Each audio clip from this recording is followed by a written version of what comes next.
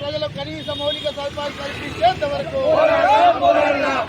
ప్రజలకు కనీస మౌలిక సదుపాయాలు కల్పించేంత వరకు ప్రజలకు ఇందిరమ్మ ఇళ్లను వెంటనే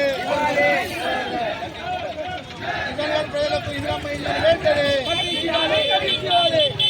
ప్రజలకు ఏరియాలో దాదాపు 20 ఎకరాల భూమిని సర్వే చేయడం జరిగింది.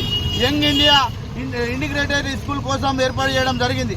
దాన్ని కూడా వేరేకే తీసుకుపోయే కుట్రలు చేస్తూ ఉన్నారు. కాబట్టి నిషాన్ ఘాట్ ప్రజల కోసం రోడ్ల సౌకర్యం, తాగునీరు సౌకర్యం, విద్యుత్ సౌకర్యాన్ని వెంటనే కల్పించి, అలాగే ఇది ఏదైతే ప్రజాపాలన అని చెప్తున్నటువంటి ప్రభుత్వం కాంగ్రెస్ ప్రభుత్వం ఇందిరమ్మ ఇళ్లను ఇస్తామని చెప్తా ఉన్నారు. కాబట్టి వెంటనే నిషాన్ ఘాట్లో జీవిస్తున్నటువంటి ప్రజలకు ఆ ఏరియా అప్పుడున్నటువంటి ప్రభుత్వం 2004-2005లో ఆ నిషాన్ ఘాట్లో ప్రజలకు పట్టాలు ఇవ్వడం జరిగింది 25/25. ఇప్పుడు అక్కడనే జీవిస్తున్నటువంటి ప్రజల కోసం ఈ ప్రజాపాలన అని చెప్తున్నటువంటి కాంగ్రెస్ ప్రభుత్వం వెంటనే ఆ నిషాన్ ఘాట్ ప్రజలకు ఇందిరమ్మ ఇళ్లను కట్టి వెంటనే ఇవ్వాలని చెప్పేసి సిపిఐ పార్టీగా డిమాండ్ చేస్తూ ఉన్నాం. దానికి సంబంధించినటువంటి 30 ఫీట్లకు రోడ్డుకు సంబంధించినటువంటి ఫైలు కూడా మేము రేపో మాపో సేకరిస్తూ ఉన్నాం.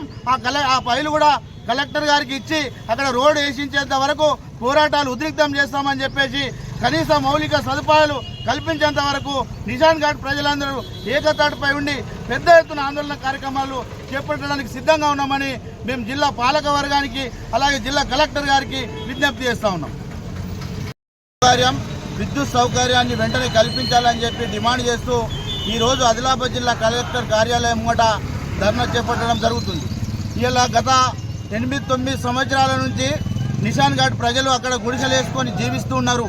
అక్కడ పాముల భయంతో, తేళ్ల భయంతో, అడవి జంతువుల భయంతో జీవిస్తున్న ఇలా పాలక వర్గం అక్కడ చూసి చూడనట్టు వ్యవహరించడం ఇది ఎంతవరకు సమంజసమని సిపిఐ పార్టీ తరపు నుండి అడుగుతా ఉన్నాం.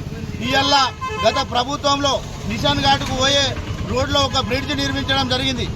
దాని బ్రిడ్జ్ కాంట్రాక్టర్ సదానందం.